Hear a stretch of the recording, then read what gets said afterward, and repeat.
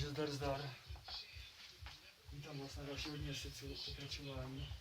Opět Amala Vilouš. Zdravím, Já secu. A jdeme na to. Můžu říct, že je opravdu nejlepší a jsem rád, že jsem byl v týmu. Ticho, jak si, jo, teď pokračuju. Rozdíl mezi katanou a ninja. Pochví.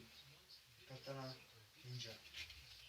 Rovná zahá, jo, je to půj ostří. Ano.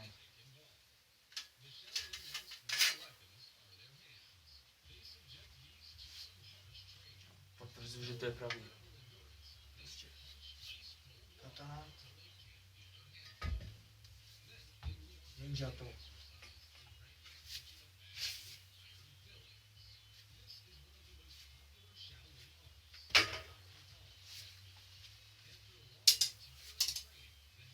Střídavili. Jo. Dílka. Skoro stejná, ale Záštita. Velká. vyváženost, Malá. Jo. kvalita. Samozřejmě katany jsou daleko kvalitnější meče než ninja to, jo. Pokud není teda S čím se zachází? ten je stejný v podstatě, jo. Katana je, vole, spíš, S čím se zachází? to si zkusí. Ale katana je, drží se prostě tak, jak kdyby líp pohodlně nebo tohle, jo. Je totiž, je to meč, který je určený k sekání. Jo. Zatímco ninjovský Který je určený je k k boji. sekání. Ano, ne, ninjovský není boj, ale ninjovský je jako všestranný, jo. Používal se nejenom jako meč, ale třeba jako krompáč, motika, vole, jo, že vžít nebo tak. Když třeba ninja, vole, potřeba, vole, zdolat zeď, která byla na něho moc vysoká, jo. Ne, tak to zapíchl do země, široká záštita, odrazil se, vyskočil a potom, vole, je. Jak já na pizza. Tak. Jak, vole, potom vyskočí do toho a je, vole, na zice, tak provázkem, že vytáhne to, vrátí si to zpátky a pokračuje dál v cestě.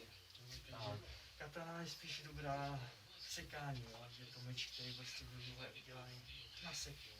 Když si to zkusil, tak jak se držím. Jo, tady to má rovnou rukojeť a rovný ostří, ten sek je tam takový prostě, jo, není tak zdatný jako ty katany, ale je taky dobrý. Tam to zase vyvažuje tak, jak víte, toho ninja meči, že je prostě lehký a můžeš jednoduše prostě operovat, je to jako prodloužení tvé dlaně, jo. A opatrně malý, to už si pověděl. No. Takže takhle, jo. A já preferuji rozhodně secu. Dal jenom pár, víš. Já jsem totiž secu a to dál, jo, všimněte si. Pochva skoro stejně velká, jak u katany, jo. Ale ostří je o dost kratší, ukáž. No. Těch 10 cm dělám. Ostří je tady to. Ano, Že to je tady to. ano, správně. To jsem se. Ano, přesně tak. Přesně tak. To mám od tebe. Takže, to je, vole, 10 cm, tak v souboji z těch 10 cm mohlo znamenat dokonce i smrt, že jo.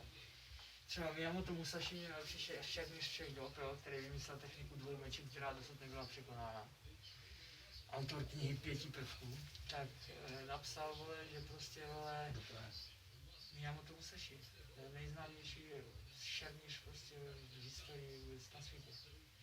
On vymyslel techniku dvou mečů, no, která nebyla dosud překonána. Ano. Jeden delší, vole, a druhý, vole, kratší, wakizashi. Jo.